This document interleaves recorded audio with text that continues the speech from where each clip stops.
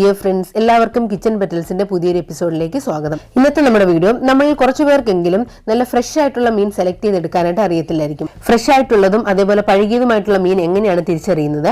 അതിനായിട്ട് നമ്മൾ മീൻ വാങ്ങിക്കുമ്പോഴത്തേക്ക് എന്തൊക്കെ കാര്യങ്ങളാണ് ശ്രദ്ധിക്കേണ്ടതെന്ന് നോക്കാം. വീഡിയോ സ്റ്റാർട്ട് ചെയ്യുന്നതിന് മുന്നോട്ട് നിങ്ങൾ ആരെങ്കിലും ഈ ചാനൽ പുതിയതായിട്ട് കാണുകയാണെങ്കിൽ വീഡിയോ കണ്ട് ഇഷ്ടപ്പെടുകയാണെങ്കിൽ ലൈക്ക് ചെയ്യാനും നിങ്ങളുടെ ഫ്രണ്ട്സിനും ഫാമിലിക്ക് ഷെയർ ചെയ്യാനും മറക്കരുത്. പിന്നെ ചാനൽ സബ്സ്ക്രൈബ് ചെയ്യാത്ത ആരെങ്കിലും വീഡിയോ കാണുന്നെങ്കിൽ ചാനൽ സബ്സ്ക്രൈബ് ചെയ്യാനും മറക്കരുത്. അപ്പോൾ നമ്മൾ മീൻ വാങ്ങുമ്പോൾ ശ്രദ്ധിക്കേണ്ട കാര്യങ്ങൾ എന്തൊക്കെയാണെന്ന് നോക്കാം.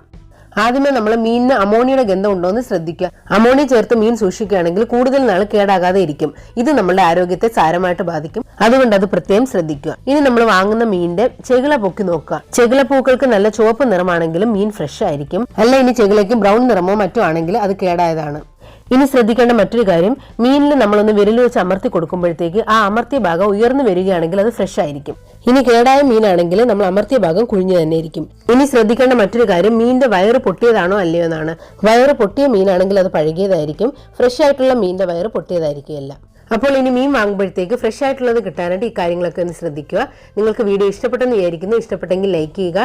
അതുപോലെ തന്നെ നിങ്ങളുടെ ഫ്രണ്ട്സിനും ഫാമിലിക്ക് ഷെയർ ചെയ്ത് കൊടുക്കുക. പിന്നെ ചാനൽ സബ്സ്ക്രൈബ് ചെയ്യാത്ത ആരെങ്കിലും വീഡിയോ കാണുന്നെങ്കിൽ ചാനൽ സബ്സ്ക്രൈബ് ചെയ്യാനും മറക്കരുത്. പിന്നെ നമ്മുടെ ഫേസ്ബുക്ക് പേജിന്റെയും ഇൻസ്റ്റാഗ്രാമിന്റെയും ലിങ്ക് ഡിസ്ക്രിപ്ഷൻ ബോക്സിൽ കൊടുത്തേക്കാം. അതുകൂടി ഒന്ന് ഫോളോ ചെയ്യാനായിട്ട് മറക്കരുത്.